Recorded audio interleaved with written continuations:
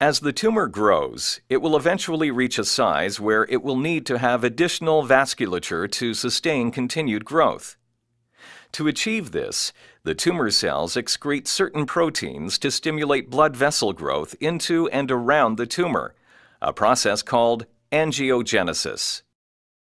One of the major pathways involved in angiogenesis involves vascular endothelial growth factor, or VEGF, and its family of receptors. There are 7 subtypes of VEGF and 3 receptors that bind differently. VEGF affects the endothelial cells that line the blood vessels in a number of ways. It can cause them to proliferate by activating the extracellular kinases and MAP kinase signal transduction pathways. It can induce proteins that break down the basement membrane to allow endothelial cells to migrate and invade.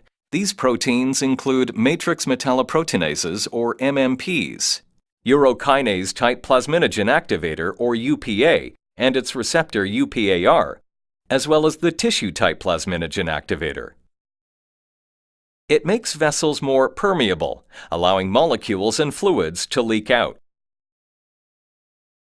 When MMP is secreted into the extracellular space, it degrades the extracellular matrix to allow proangiogenic factors to reach the vasculature.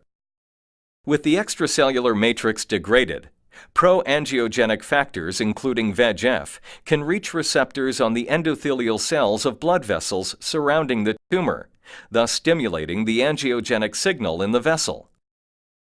VEGF also helps the new endothelial cells survive by upregulating inhibitors of apoptosis. VEGF also activates the endothelial cells to express the proteins necessary to allow the new blood vessels to form. The end result is the growth of new blood vessels into the tumor. With the growth of new vessels into the tumor, additional nourishment can be delivered to the tumor. New blood vessels in the tumor facilitate further tumor growth. Strategies targeting VEGF and its receptors have been used successfully in clinical practice. Bevacizumab, or Avastin, is an antibody that binds VEGF and prevents its binding to its receptor. Another therapy is sunitinib, or Sutent, which is a small molecule inhibitor with high binding affinity for VEGF and PDGF receptors. The receptors on the surface of normal and tumor cells can be inhibited directly. Cetuximab, or Erbitux, is an antibody that binds directly to the epidermal growth factor receptor on the normal and tumor cells and competitively inhibits the binding of EGF and other ligands, such as TGF-alpha. As we have seen in this presentation, tumorigenesis is a complex, multi-step process that results from genetic changes and causes malignant transformation of normal cells.